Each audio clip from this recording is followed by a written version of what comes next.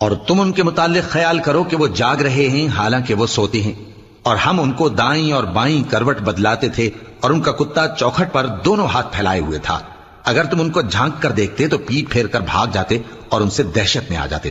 اور اسی طرح ہم نے ان کو اٹھایا تاکہ آپس میں ایک دوسرے سے دریافت کریں۔ ایک کہنے والے نے کہا کہ تم یہاں کتنی مدت رہے؟ انہوں نے کہا کہ 1 دن یا اس سے بھی کم۔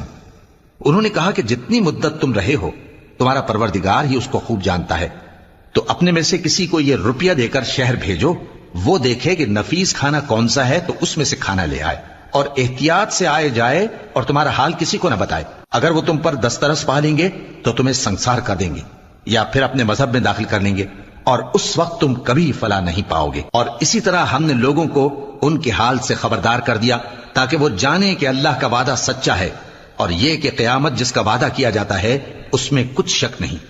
اس وقت لوگ ان کے